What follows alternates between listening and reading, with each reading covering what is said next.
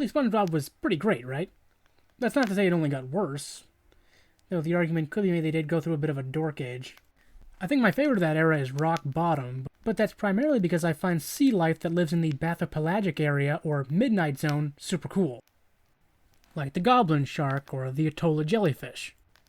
Anyway, this episode happens to be the 13th episode ever made, which has to be intentional, right? The story begins on Halloween night. Everybody around Bikini Bottom is having a grand old time.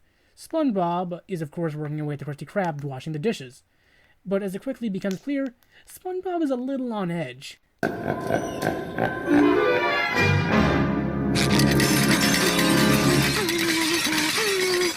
Mr. Krabs, the dishes are done. I'm leaving. It seems our little sapient Porifera here wants to get home ASAP, only being halted when Mr. Krabs insists on a scary story about the Flying Dutchman. Which quickly turns into a setup to scare SpongeBob. From here it becomes clear the reason SpongeBob is so on edge is that he scares extremely easily, with seemingly the whole town viewing him as a laughingstock. SpongeBob, while carving his pumpkin, vows that for once he's going to be the one scaring people, not the other way around.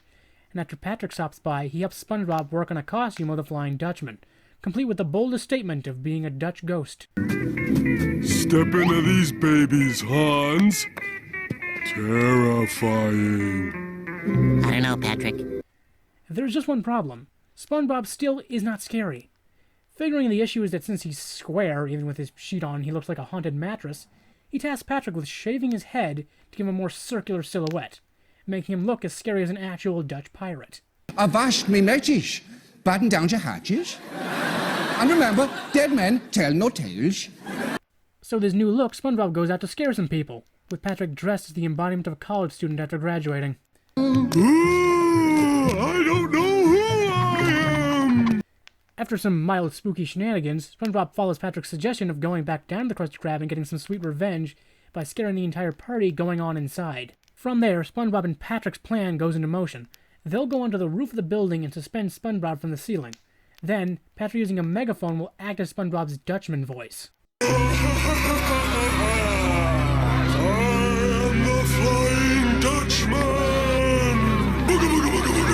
The plan gets scuttled when a stray jellyfish stings him on the back. Cut off your nutsack and nail it to my door! Which, in the ensuing chaos, reveals SpongeBob as the prankster. Unfortunately, the real Flying Dutchman shows up thoroughly irritated about all these people being sincerely tricked by such a crummy costume. Let me tell you about scary, kid. There's all kinds of scary things in the world. Spiders are scary. Well, I'm scary. You're not scary. Quick sidebar, the Dutchman is actually voiced by Brian Doyle Murray. Some of you may recognize him as the owner of the Noah's Arcades chain from the movie Wayne's World. But in addition to playing Captain Knuckles on the Misadventures of Flapjack, he also happens to be Bill Murray's brother. Got it memorized? So, in retaliation for this miserable display, the Dutchman is going to steal everyone's souls. But first...